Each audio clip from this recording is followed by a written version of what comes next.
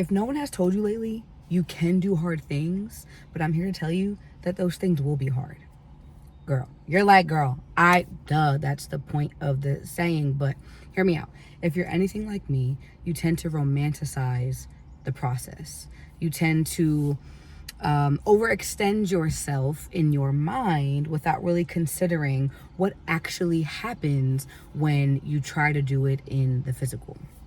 So this morning I'm at the gym and I'm taking a body pump class. And during this class, she's got us doing some nut ass lunges.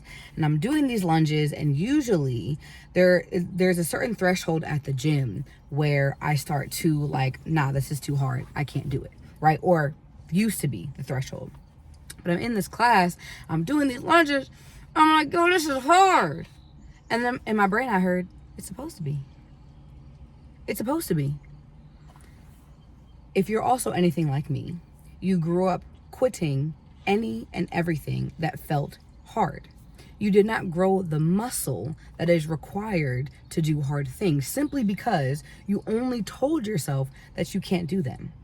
I never challenged myself enough to actually build the muscle that is required to do hard things. So here I am now, 31 years old, learning how to build that muscle.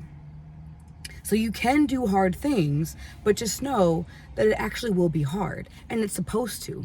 And I think that we forget that part of it when we say or when we acknowledge that we can do hard things, is that it is supposed to be hard. Whether it is losing weight, whether it is doing content, starting a business, whatever the goal it is that you have, it is going to feel hard because it's supposed to. Because you've never done it before. That's it.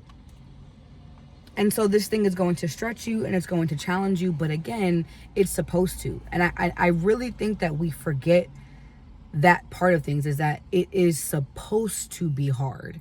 Doesn't mean that you're not doing the right thing, right? It doesn't mean that you're on the right track. It is simply supposed to stretch you. Your mind and your body is always going to try to protect you from anything that seems hard, right? But also acknowledge that anything that is hard is simply new for your brain. And that's it. That's really all I had to say today. I'll be completely honest with you, but because my goal is to speak more, I'm going to actually pull a card from the We're Not Really Strangers self-awareness deck.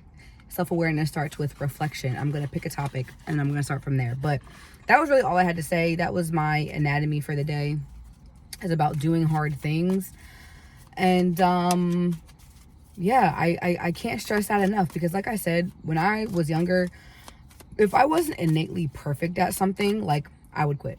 If I didn't do something and I like didn't struggle with it, it's gone. It is really a dub. But I didn't realize until I got older that things are supposed to be hard. They're supposed to feel hard. They're new. That's it. All right.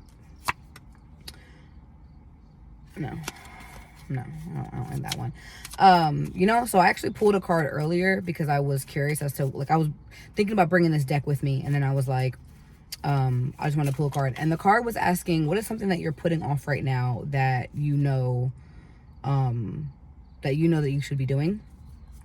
And I really was stumped.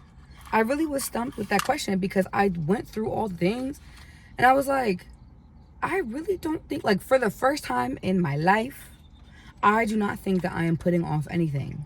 I am actively on a weight loss journey, and for a very long time, I did not want to give up sugar. I'm 22 days clean of sugar, of processed sugar.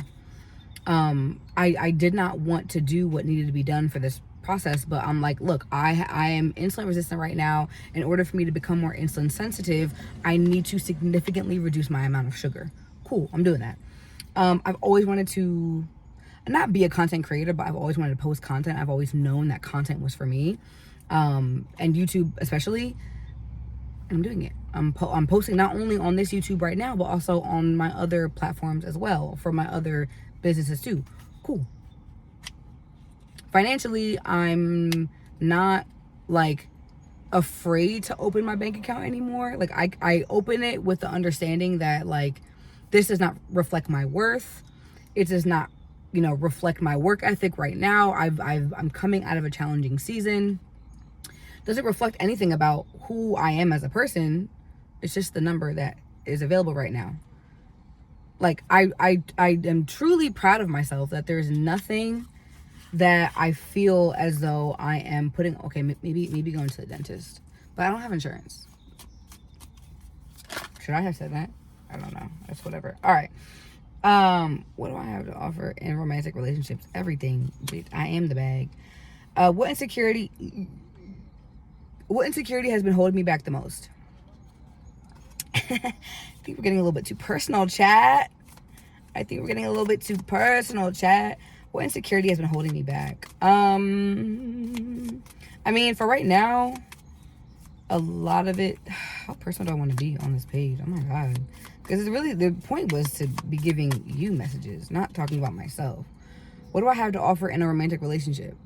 I already said no. I don't want to do this one. Everything, bitch. I am the table. What do I do? Okay, why are these questions keep popping up? What do I dislike that most people love? What do I love that most people dislike? All right, this question came up twice, so I guess I'll answer it. What do I dislike that most people love?